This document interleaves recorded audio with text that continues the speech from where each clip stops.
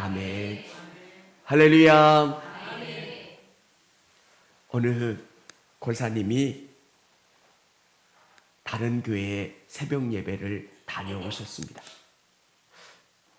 예전에 있던 교회에서 권사님이 다녀오셨는데 기도를 하면 어느 분이 와가지고 조용히 좀 기도하세요.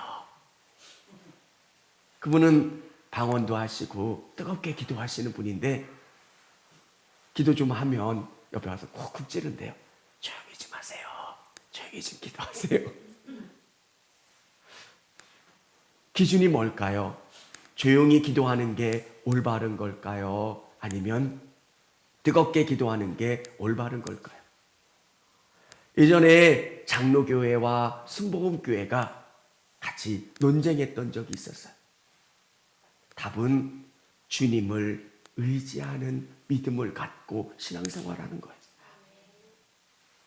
어느 분은 조금 조용하게 기도하는 걸 원하는 분도 있고요.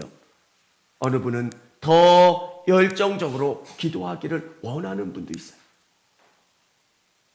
진짜 중요한 건 그분 안에 누구를 바라보고 신앙생활을 하느냐는 거예요. 오늘 우리가 읽게 되는 골로새는 에바브라가 두란노 서원의 영향을 통해서 복음을 받고 골로새에 교회를 세워 교회를 만들고 성장하는 교회였어요. 교회가 성장하다가 어느 시점에 잘못된 신앙이 교회 안에 들어온 거예요. 바울은 이 복음을 통해서 어떻게 믿는 게 잘 믿는 건지, 어떤 믿음이 진짜 믿음인지를 우리에게 설명해 주고 있는 거예요. 사랑하는 성도 여러분, 여러분 안에 그리스도를 바라보는 믿음, 그리스도가 여러분 안에 계셔서 여러분의 삶을 다스리고 통치하시는 믿음, 항상 주님을 생각하고 의지하는 믿음, 그 믿음을 여러분이 갖고 또 그 믿음을 따라 살아갈 수 있는 여러분 되시기를 주님의 이름으로 축원합니다. 어떻게 믿는 게 잘 믿는 건지. 여러분, 이 땅은 다양한 믿음의 형태들이 있어요. 근데 중요한 건 그분이 믿음을 통해서 예수님을 바라보느냐 그렇지 않느냐예요. 오늘 우리에게 알려주고 있어요. 그리스도가 다스리는 믿음은 어떤 믿음일까? 첫 번째, 그리스도의 평안이 내 마음을 다스리게 하십시오. 그리스도의 평안이 내 마음을 다스리게 하는 거예요. 오늘 성경은 우리에게 이렇게 이야기하고 있어요. 그러므로 너희는 하나님이 택하사 거룩하고 사랑받은 자처럼 긍휼과 자비와 겸손과 온유와 오래 참음을 옷 입고, 여러분이 하나님이 택하시고 거룩하게 구별된 믿음의 사람이기 때문에 이제 긍휼과 자비와 겸손과 온유와 오래 참음을 옷 입고 살아야 되는 거예요. 나는 구원받은 사람이기 때문에, 하나님이 내게 생명 주신 사람이기 때문에 이런 삶을 살아가야 된다고 노력하는 여러분들이 되셔야 돼요. 누군가를 불쌍히 여기고 누군가를 관대히 여기고 내가 저 사람보다 낫다고 생각하며 우쭐대는 게 아니라 겸손하고 온유하고 오래 사람들을 이해하고 기다려주는 그 믿음. 여러분, 하나님 앞에 서면 우리는 거기서 거기에요. 내가 믿음 좋아요. 내가 더 열심히 해요. 내가 대단해요. 하지만 그분 앞에 서면 거기가 거기에요. 나를 여기까지 참아주시고 기다려주신 주님을 생각하면 나도 누군가를 기다려 줄 수 있어야 되는 거예요. 여러분, 그럴 때 있으시지 않으세요? 기도하다 보면 옛날 생각이 나는 거예요. 너무 부끄러워져요, 저는. 내가 옛날에 왜 그랬을까? 제가 목사 되고 한참 지난 다음에 여러분이 저를 보셔서 그렇지, 목회 초년생 때는 저도 얼마나 많은 실수를 했겠어요. 근데 주님이 나를 기다려 주신 거예요. 은혜해 주셨고 붙잡아 주셔서 내가 여기까지 올 수 있는 거예요. 감사한 거예요. 여러분, 여러분이 감사한 마음이 드신다면 다른 누군가에게 온유하고 겸손하고 긍휼과 자비한 마음을 갖고 그 사람을 대하는 믿음도 있으셔야 돼요. 여러분을 오래 기다려 주셔서 여기까지 올 수 있었다면, 여러분 교회 잘 안 나오셨을 때도 있었잖아요. 시험 드셔서 방학하셨던 적도 있었잖아요. 근데 누군가가 시험 들고 약해지면 우리는 이해를 못 하잖아요. 권사식이나 돼서, 집사가 돼서. 예수님이 우리에게 이 옷을 입기를 원하고 계신 거예요. 누가 누구에게 불만이 있거든 서로 용납하여 피차 용서하되 주께서 너희를 용서하신 것 같이 너희도 그리하고. 용납하고 용서하되. 여러분, 주님이 얼마나 저에게 많이 참으셨겠어요. 그러니까 제가 여기까지 올 수 있었던 것. 그 마음으로 누군가를 용서하고 받아들여 주는 거예요. 교회마다 참 달라요. 어느 교회는 해병대 박수를 쳐야 된대요. 처음 가신 분들이 얼마나 어색하시겠어요. 이 정도로 올리면 안 되고 이렇게 박수 칠 때 머리 위까지 올리면서. 저도 어색하더라고요. 해병대 박수 아시죠? 머리 위로. 그래서 막 그렇게 안 하는 분들을 막 뭐라고 그러시는 거예요. 저도 뭐라고 그러셔서 치긴 쳤는데, 와, 저도 그렇게 그냥 이해해 주는 거예요. 조금 어색해 할 수도 있는 거잖아요.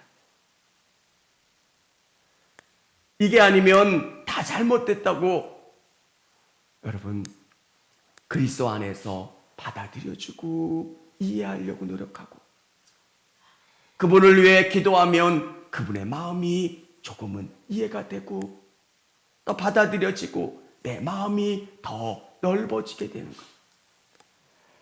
오늘 우리에게 예수님이 들려주시는 마음, 그리스도의 평안이 내 마음에 풍성히 채워주셔서 그 평안이 내 마음을 다스리는 삶을 사는 거예요.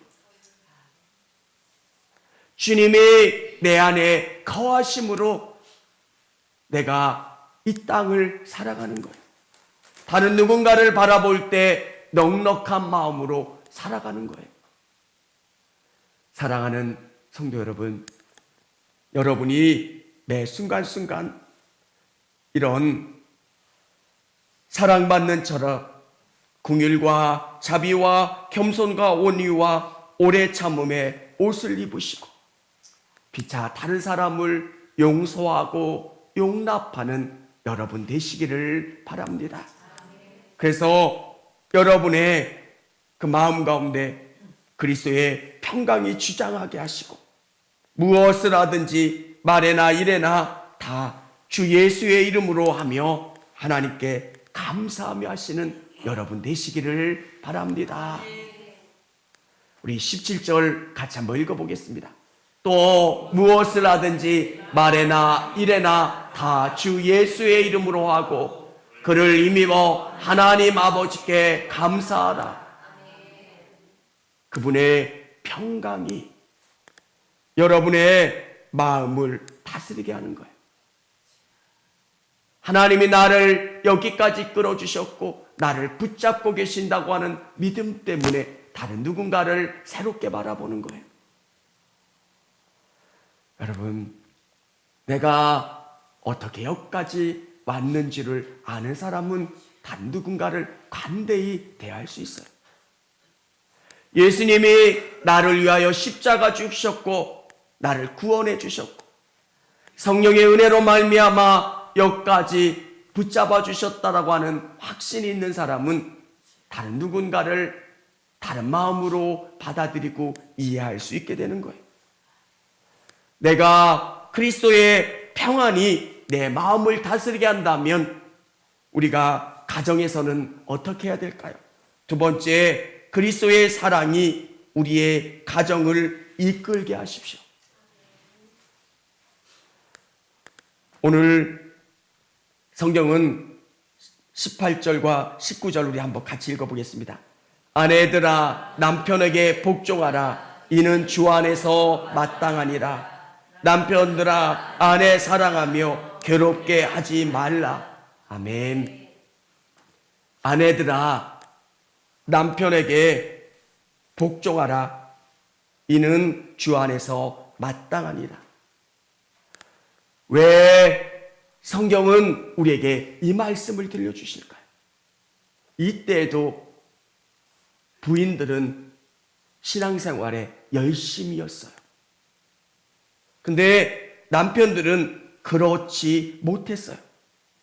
그러니까 믿음 없는 남편들이 부족해 보이는 거예요. 나는 저 영원한 하나님의 나라의 지혜와 지식을 알고 충만한 은사와 은혜를 경험하는데 남편들은 그렇지 못한 거예요. 그러니까 아내들이 남편을 무시하는 거예요. 사랑하는 우리 성도 여러분, 주 안에서 남편들을 사랑하고 그분들을 이해하실 수 있는 우리 부인들이 되시기를 바랍니다. 이해함으로 하나님이 주시는 은혜가 뭐예요? 남편들이 여러분을 통해서 은혜 가운데 조금씩 나올 수 있는 거예요. 하나님이 여성들에게 주신 특별한 은혜가 있어요. 초대교회에도 아내들이 더 큰 은혜를 받고 열심을 내고 충만한 은혜 가운데 나아갈 수 있었어요. 근데 하나님께서는 바울을 통해서 남편을 사랑하고 남편을 이해하는 것이 마땅하다고 이야기해 주고 있어요. 남편들아 아내를 사랑하며 괴롭게 하지 말라. 로마 시대는 가부장적인 남성 우월 사회예요. 남편들에게 어떻게 말씀하신 아내를 사랑하며 괴롭게 하지 말라는 거예요.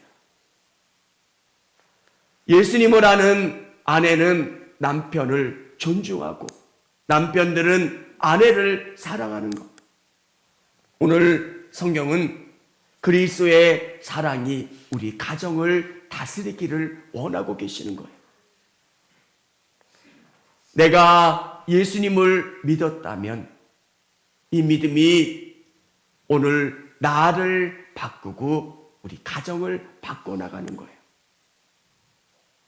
여러분의 아내가, 여러분의 남편이 여러분의 뜻을 이해하지 못한다고 할지라도 이해하려고 노력하시고 기도하시며 사랑으로 하나 되시는 여러분의 가정이 될 수 있기를 원합니다.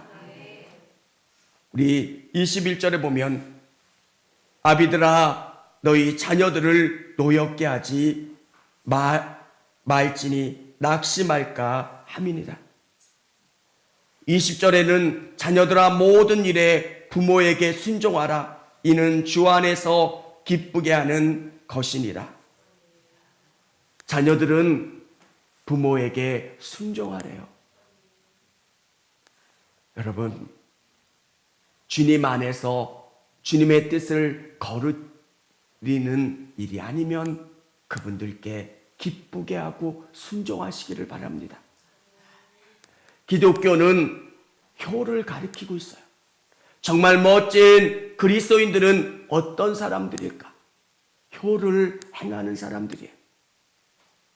하나님이 우리에게 부모님들을 보내주셨기 때문에 부모님들에게 잘하는 거예요.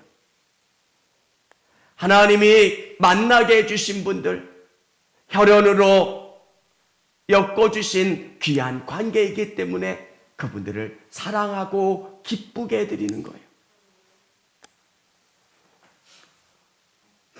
아비들아, 너희 자녀들을 노엽게 하지 말지니 낙심할까 함이라. 부모 되시는 우리 성도님들은 자녀들을 노엽게 하지 마시기 바랍니다. 어떨 때는 자녀들이 믿음 안에서 잘 따라오지 못하는 것 같아서 자녀들에게 욱박지를 거나 자녀들을 강압적으로 이야기하려고 할 때 있어요. 시간이 오래 걸릴지라도 여러분의 삶을 통해서, 사랑을 통해서 자녀들에게 예수님을 드러낼 수 있는 여러분 되시기를 바랍니다. 많이 들어주고 이해하고 자녀들이 어떤 아픔이 있는지 이해하고 기도하고 그 아이들에게 조금씩 더 다가서려고 애를 쓰는 것. 어릴 때는 혼내키면 됐어요. 나이를 들면 혼내킨다고 아이들이 듣지 않아요. 어떻게 하면 자녀들이 예수님을 이해할 수 있을까? 그 아이들의 마음속을 더 이해하려고 애를 쓰고 그 자녀들의 마음속으로 가는 것. 사랑하는 성도 여러분, 여러분의 가정이 주님이 다스리는 귀한 가정이 될 수 있기를 원합니다. 그렇게 되기 위해서는 그리스도의 사랑으로 우리 가정을 이끌어 가야 돼요. 매 순간순간 주님이 나를 사랑하신 것 같이 내가 우리 자녀들을, 우리 부모님들을 사랑하는 것. 여러분, 은혜의 확인과 그 은혜를 경험하면서 우리 가정 가운데 정말 멋진 그리스도의 가정, 주님이 거하시고 일하시는 귀한 가정이 될 수 있도록 기도하며 나아가실 수 있는 여러분 되시기를 바랍니다. 세 번째는 내 일터의 주인을 그리스도로 바꾸어 일하십시오. 여러분, 그리스도인들은 나를 바꾸고 가정을 바꾸고 여러분의 일터를 바꾸는 사람들이에요. 세상은 우리를 볼 때 우리의 말을 믿지 않아요. 예수님 살아계세요. 예수님 부활하셨어요. 왜? 너무 많은 말들이 또렷또렷하다냐. 하나님이 살아계신다고 하는 이 말의 능력이 나를 바꾸는 것을 통해서 사람들은 예수님을 인식하기 시작을 해요. 여러분, 여러분에게 부탁드리고 싶은 건 여러분 안에 여러분의 삶을 통해서 여러분의 일터를 바꿔나가시는 여러분 되시기를 주님의 이름으로 축원합니다. 여러분, 아내가 사모인 걸 직장에서는 안 돼요. 그래서 제가 기도하면서, 아내를 위해서 기도하면서 얼마나 불편할까. 사람들이 야가서 뭔가 난처한 입장이 될 때만 사모라는 거를 은근히 드러내면서 양보를 구할 거 아니에요. 또 여러분에게도 권사하고 집사인 걸 드러내면 여러분 사회생활할 때 난처하기도 하고 불편하실 거라는 생각도 해요. 그래서 아예 내가 그리스도인인지 교회 다니는지 드러내지 않는 분들도 계실 거예요. 여러분, 여러분의 일터 가운데 주님이 여러분을 바꿔주시고 진짜 주님이 여러분을 통해서 그 일터를 바꿔나가실 수 있도록 기도하며 나가시는 여러분 되시기를 바랍니다. 종들에게 이야기하고 있어요. 종들아, 모든 일에 육신의 상전들에게 순종하되 사람을 기쁘게 하는 자와 같이 눈가림만 하지 말고 오직 주를 두려워하여 성실한 마음으로 하라. 로마 시대에 다수가 종인 그리스도인들에게 이야기를 하는 거예요. 너희 구원받았으니까 이제 자유야. 너희 폭동을 일으키든지 거기서 탈출해. 이렇게 바울은 이야기하고 있지 않아요. 종들아, 모든 일에 육신의 상전들에게 순종하되. 여러분,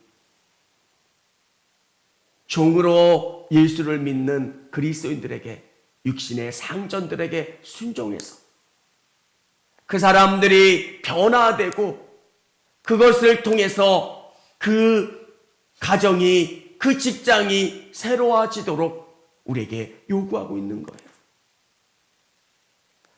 여러분 안에 계신 예수 그리스도가 여러분을 평안케 하고 여러분의 가정을, 여러분의 직장을, 여러분의 일터를, 사업터를 바꿔나가시기를 주님의 이름으로 축원합니다. 복음은 그런 거예요. 내가 혼자 사는 것 같지만 내 안에 그리스도가 함께 계시는 거예요. 여러분, 직장에서 드러내기 어려우시면 기도하세요. 주님, 내 직장에서 내가 권사로, 집사로 내가 그리스도의 향기를, 그리스도의 빛을 비추어 나갈 수 있도록 나를 돌봐주세요. 여러분, 나를 바꾸는 것도 어렵긴 하지만 그건 내 문제잖아요. 가정을 바꾸는 건 얼마나 어려운지 몰라요. 어떨 때는 자녀들이, 어떨 때는 아내가, 남편이 얄미울 때도 있잖아요. 근데 더 어려운 건 직장 가운데예요. 여러분, 여러분의 삶을 바꿔가는 것. 오늘 상전에게 최선을 다하는 게 아니라 진짜 주인은 그리스도가 되어 주신다는 거예요. 우리 회사의 사장님이 진짜 주인이 아니라 그리스도가 주인 되심을 고백하며 그리스도께 대하듯 최선을 다하는 거예요. 여러분, 한 분 한 분의 직장 가운데 정말 주님을 바라보며 최선을 다하는 그 믿음을 통해서 복음이 조금씩 퍼져나가는 거예요. 오늘 예수님이 여러분 안에 거하신다면 여러분의 삶 속에서 그분을 인정하고 그분과 함께하는 여러분 되시기를 바랍니다.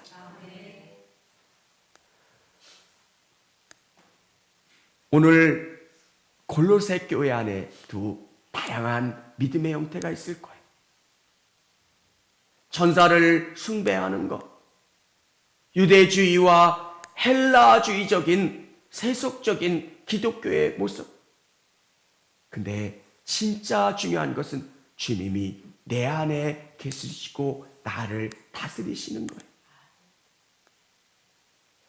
내 안에 예수님의 향기가 나는, 내가 어디에 가든지 예수님의 냄새가 드러나도록 사는 거예요.